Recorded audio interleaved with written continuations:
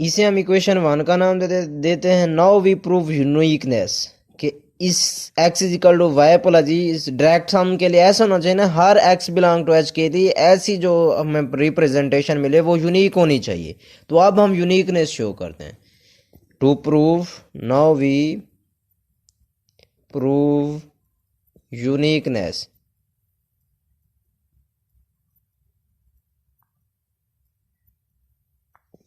अब हम uniqueness prove करते हैं। लेट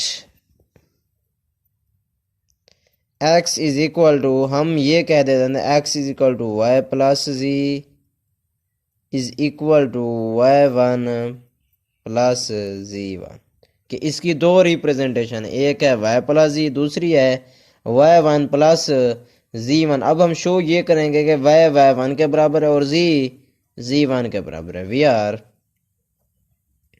गौर से देखिएगा, y और y1 belong to y and z और z1 belong to z। Then y minus y1, यहाँ से y minus y1 is equal to z1 minus z। यहाँ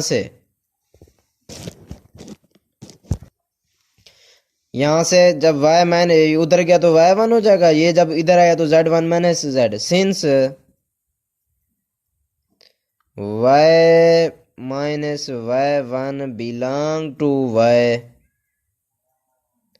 ये तो y से हैं तो ये y को बिलोंग करते हैं, और ये y minus y1 z1 minus z के बराबर है and z1 minus z belong to z। ये y को बिलोंग करता है, ये z को बिलोंग करता है, ये हैं आपस में बराबर। इसका मतलब है ये z1 माइनस z भी y के अंदर है और ये y माइनस y1 भी z के अंदर है। This implies y minus y1 belong to, ये दोनों आपस में बराबर है ना, बिलोंग टू किसके, y इंटरसेक्शन z। और z किस चीज के बराबर है, y के ऑर्थोगोनल के, belong to y intersection y का ऑर्थोगोनल। इन दोनों के इंटरसेक्शन में सिर्फ एक ही चीज होती है और वो होती है जीरो। इन दोनों के इंटरसेक्शन में सिर्फ एक ही चीज होती है, वो होती है जीरो। इसका मतलब क्या है,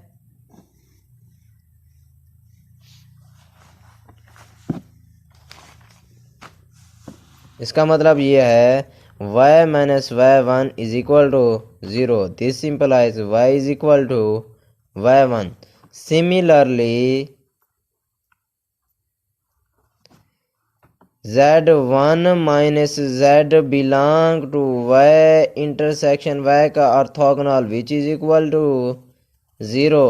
this implies z1 minus z, सिर्फ एक ही मेंबर है इसके अंदर, ये उसको बिलोंग करते तो ये जीरो ही होगा। This implies z1 is equal to z। यही हम शो करना चाहते थे। दोबारा देख लें इस थ्योरम को। ये हमारे पास था कि y कोई क्लोज सबसेट हो हिल्बर्ट स्पेस h का, देन h को हम y और उसके ऑर्थोगोनल प्रोजेक्शन, ये z क्या है, इस y की ऑर्थोगोनल प्रोजेक्शन है, इसके डायरेक्ट सम की सूरत में लिख सकते हैं।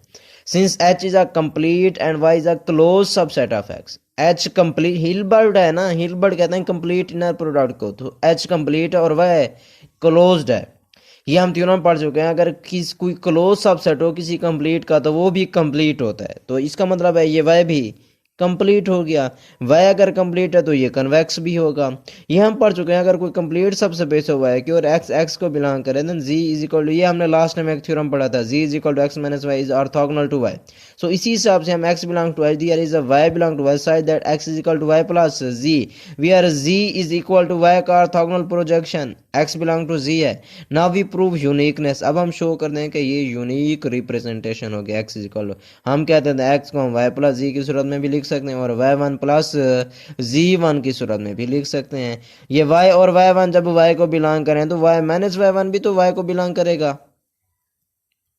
और यहाँ से आ गया y माइनस y1, y ये उधर गया तो y1 is equal to z1 minus z। Since y minus y1 belong to y and z1 minus z belong to z, और यह है दोनों सेम। जब ये y के अंदर भी है y माइनस y1 और ये z minus z1 y minus y1 के बराबर है, ये z के अंदर भी है, तो इन दोनों के इंटरसेक्शन को भी बिलोंग करेगा। और ये z है किस चीज़ के बराबर, ये y अर्थ के ऑर्थोगोनल कॉम्प्लीमेंट के। ये हमें पता है कि y और y के ऑर्थोगोनल कॉम्प्लीमेंट में सिर्फ एक ही एलिमेंट कॉमन होता है, वो होता है आइडेंटिटी यानी कि जीरो। इसका मतलब है y माइनस y1 किस चीज़ के बराबर होगा, जीरो के बराबर होगा, y माइनस y1। और यहाँ से हमारे पास आ गया y is equal to y1। Similarly z1 minus z भी इसी के इंटरसेक्शन को बिलोंग करेगा और ये भी जीरो के बराबर है, तो this implies z is equal to z1। एक रिमार्क याद रखिए, हमेशा इसे याद रखिएगा, ये नेक्स्ट थ्योरम एक हम कर रहे हैं उसमें यूज़ भी होगा। पहली बात तो ये है, जब भी हम कोई प्रोजेक्शन स्पेस लेते हैं, ये हमने लास्ट टाइम किया था, मिसाल के तौर पर एम लिया हमने, इज अ सब स्पेस, ये हमेशा सब स्पेस होती है अपनी पेरेंट स्पेस की। दूसरी बात जो ये है वो ये M is also is a closed, is a close space, ये सब स्पेस भी होगी और ये कैसी सब स्पेस होगी, ये क्लोज्ड होगी। तीसरी बात जो है वो ये याद रखिएगा, एम जो होता है वो हमेशा, या पहले एम के ऑर्थोगोनल प्रोजेक्शन का जब हम दोबारा ऑर्थोगोनल प्रोजेक्शन लेते हैं ये बराबर होता है एम के ऑर्थोगोनल प्रोजेक्शन इसके। चौथी बात जो ये है वो ये याद रखिएगा कि एम जो है हमेशा प्रॉपर सबसेट होता है किसका, एम के ऑर्थोगोनल प्रोजेक्शन का, ऑर्थोगोनल प्रोजेक्शन का। ये 4 पॉइंट आप लोगों ने याद रख रहे हैं।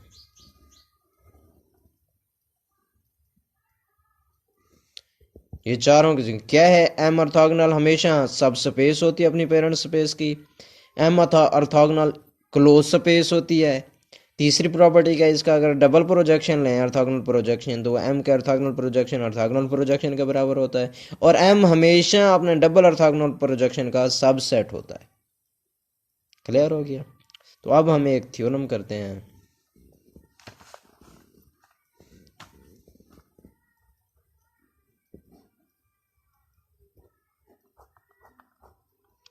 थ्योरम हमारे पास, if y is a closed subspace of Hilbert space H, if y is a closed subspace of Hilbert space H, then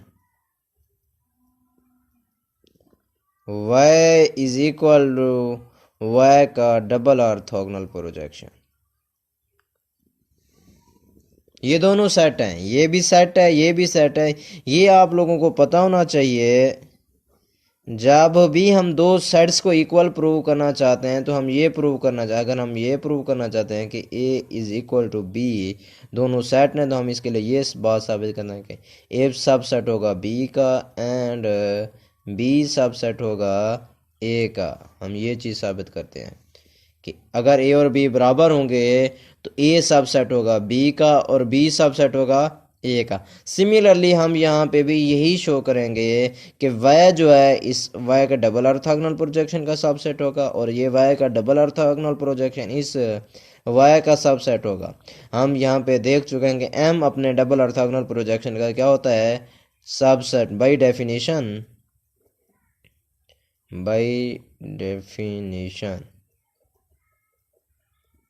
क्या होता है, y सबसेट होता है y के डबल ऑर्थोगोनल प्रोजेक्शन का। इससे इक्वेशन 1 का नाम दे दें। अब हम एक एलिमेंट इसका लेंगे और उससे शो ये कराएंगे कि वो इस वय के अंदर है, तो फिर ये भी इसका सबसेट शो हो जाएगा। नाउ वी शो दैट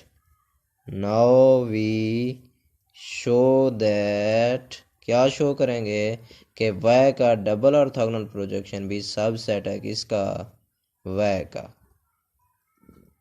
इधर कैपिटल वाई लिखें, इधर भी कैपिटल वाई लिखें, इधर भी कैपिटल वाई लिखें, स्पेस है यहाँ, ये कैपिटल वाई है। अब हम ये शो करेंगे कि ये जो वाई का ऑर्थोगोनल प्रोजेक्शन है, डबल ऑर्थोगोनल प्रोजेक्शन, ये भी वाई का सबसेट है। Let x belong to y के double orthogonal projection.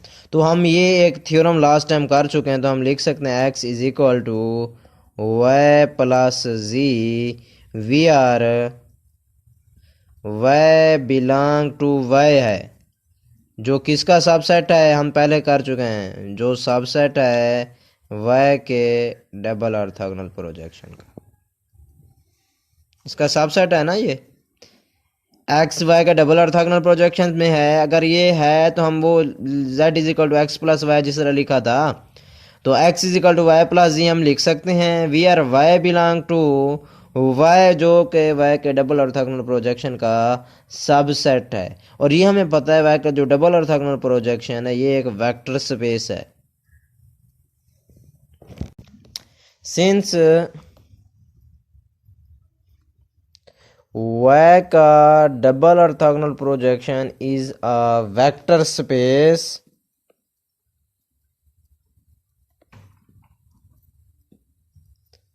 And x belong करता है y के डबल ऑर्थोगोनल प्रोजेक्शन से, बाय अजम्पशन ये हमने लिया हुआ है we also have z is equal to x minus Y. ये हमने लिखा था ना कि ये हमने लिखा था x is equal to Y plus Z, we are y belong to y and z belong to y के ऑर्थोगोनल प्रोजेक्शन से। ये y के ऑर्थोगोनल प्रोजेक्शन से है तो ये y के ऑर्थोगोनल प्रोजेक्शन के प्रोजेक्शन से होगा, ये डबल प्रोजेक्शन से होगा। तो ये z इस चीज़ के बराबर है, तो ये बिलोंग करेगा y के डबल ऑर्थोगोनल प्रोजेक्शन। क्यों? ये ऑर्थोगोनल प्रोजेक्शन से है, ये हमने थ्योरम पढ़ा हुआ है ना, x is equal to Y plus z हो, y को बिलोंग करे एंड z बिलोंग करे y के ऑर्थोगोनल प्रोजेक्शन से। अब ये y के ऑर्थोगोनल प्रोजेक्शन को बिलोंग करता है, तो ये z y के ऑर्थोगोनल प्रोजेक्शन के प्रोजेक्शन को बिलोंग करेगा। यही बात हमने यहाँ पे लिखी। हैंस इसका क्या मतलब है, x जो है ये y के ऑर्थोगोनल है, hence x orthogonal to y के ऑर्थोगोनल के। But z belong to y के ऑर्थोगोनल कंपाउंड, इसका मतलब कि x इस z के भी ऑर्थोगोनल होगा। x y के ऑर्थोगोनल है एंड z भी बिलोंग करता है इसके, इसका मतलब क्या है, ये z के ऑर्थोगोनल होगा। This implies that z is orthogonal to z। ये हमने लास्ट टाइम एक थ्योरम पढ़ा है, z is equal to x plus Y. जब z के ऑर्थोगोनल है, ये उस सूरत में पॉसिबल है जब z 0 हो। This implies z is equal to 0। जब z 0 है तो जो हमने लिया था x is equal to Z plus Y, तो इसका मतलब x is equal to, this implies x is equal to Y. जब z 0 हो गया तो x is equal to Y. अब y तो बिलोंग करता है y के ऑर्थोगोनल को। दिस इंप्लाइज जब x और y बराबर हैं तो x बिलोंग करेगा y को। हमने एलिमेंट लिया किसका था, y के डबल ऑर्थोगोनल का, इसका वो किस में गया है, y में। दिस इंप्लाइज y का डबल ऑर्थोगोनल जो है वो सबसेट है y का, इसे इक्वेशन 2 का नाम दे दें भाई। 1 and 2 y is equal to y का orthogonal projection, double orthogonal projection. दोबारा देख लें इसे, ये हमारे पास थ्योरम था, if y is closed subspace of Hilbert space H then y is equal to y का डबल ऑर्थोगोनल है। तो भाई डेफिनेशन हम जानते हैं कि y सबसेट है y के डबल ऑर्थोगोनल के, ये हमने लिखा हुआ है m जो है m के डबल ऑर्थोगोनल का सबसेट होता है। Now we show that y का डबल ऑर्थोगोनल सबसेट होगा y के, इसके लिए हम एक एलिमेंट ले रहे हैं y के डबल ऑर्थोगोनल के, उसे हम लिख सकते हैं x is equal to Y plus, ये हमने लास्ट टाइम थ्योरम पढ़ा था, we are y belong to y subset of, ये हम पहले से कह चुके हैं y जो है y के डबल ऑर्थोगोनल का सबसेट होता है। सिंस y का डबल ऑर्थोगोनल एक वेक्टर स्पेस भी हो, सबस्पेस जो है, सबस्पेस मतलब वेक्टर स्पेस है, x बिलोंग करता है इसको, by assumption we also have z is equal to x minus y belong to y के डबल ऑर्थोगोनल, हेंस x भी क्या होगा y के ऑर्थोगोनल के प्रोजेक्शन के परपेंडिकुलर होगा, और z भी y के ऑर्थोगोनल प्रोजेक्शन को बिलोंग करता है। इसका मतलब है x और z आपस में परपेंडिकुलर हैं, तो इसका मतलब है जब x और z परपेंडिकुलर हैं, इसका मतलब है ये दोनों इक्वल हैं। This implies z is orthogonal to z। एक ऐसा वेक्टर सिर्फ ऐसा है जो अपने आप के परपेंडिकुलर है, वो एक ही वेक्टर है, वो है 0, इसका मतलब है z 0 होगा। जब z 0 है तो x is equal to y, इसका मतलब है y तो y को बिलोंग करता है तो x भी y को बिलोंग करता है, इसका मतलब क्या है y का डबल ऑर्थोगोनल प्रोजेक्शन y का सबसेट है भाई 1 and 2, y is equal to y का डबल ऑर्थोगोनल प्रोजेक्शन, यही हम शो करना चाहते थे। Is it clear? उसके बाद है जी periodic function,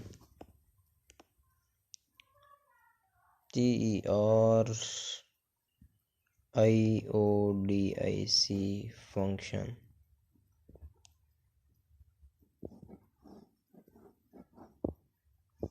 periodic function, a real valued function, a real valued function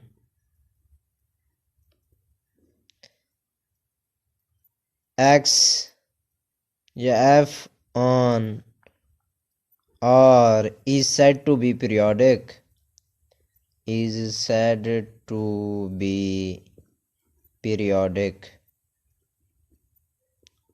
if there is a positive number p, if there is a positive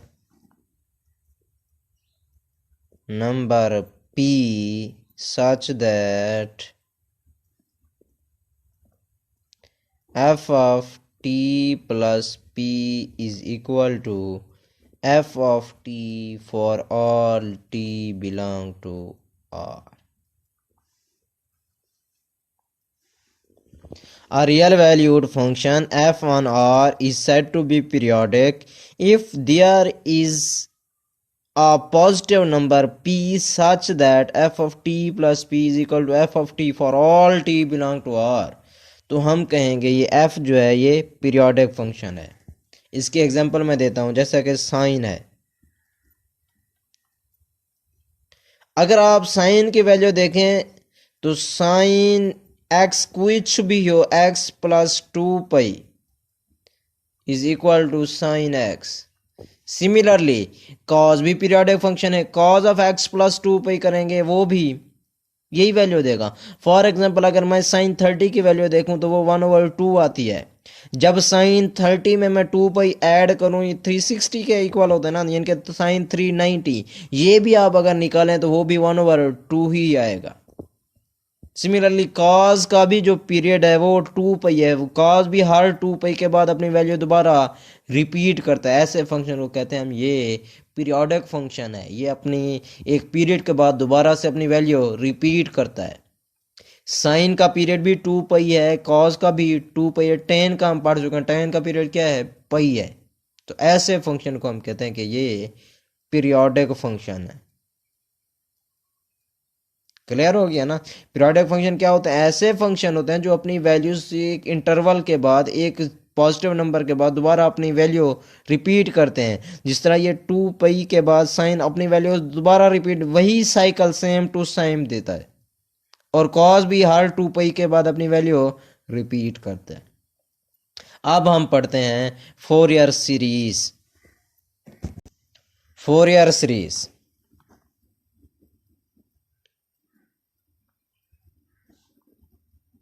Fourier series होती किस तरह की है ये आप लोग देखें। A trigonometric series, a trigonometric series of the form, किस फॉर्म में हो ये देख लें, A naught plus summation K is equal to 1 to infinity A K cos of के T plus B K sine of के टी। ये है फोरियर सीरीज। इसमें ए नॉट क्या है, ए के क्या है और बी के क्या है ये हम देखते हैं। ये ए नॉट, ए के और बी के को कहते हैं ये फोरियर कोफिशेंट है। ये फोरियर कोफिशेंट है। A1 A2 ये किस तरह से निकालेंगे ये हम देखते हैं। We are A naught is equal to 1/2 pi 0 to 2 pi x of T D T. ये कोई फंक्शन है जो भी हमें गिवन है, f ऑफ टी लिखें, x ऑफ टी लिखें, जो भी जिसकी हम फोरियर सीरीज बनाना चाहते हैं ये वो है। कहेंगे ना कि इस फंक्शन की फोरियर सीरीज बनाओ, जिस फंक्शन की फोरियर सीरीज बनाना चाहते हैं ये एक्स ऑफ टी वो वाला फंक्शन है।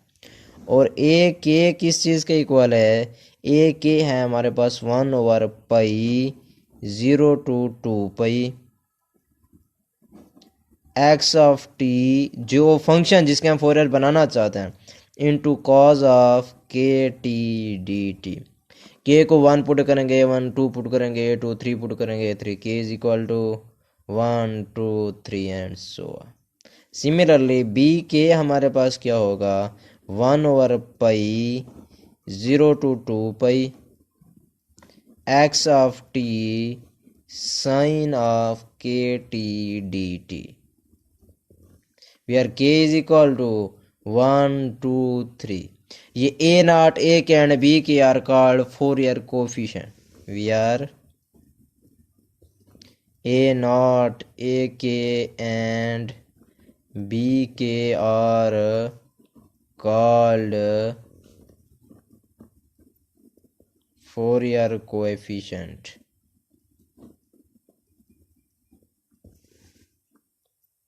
क्लियर हो गया।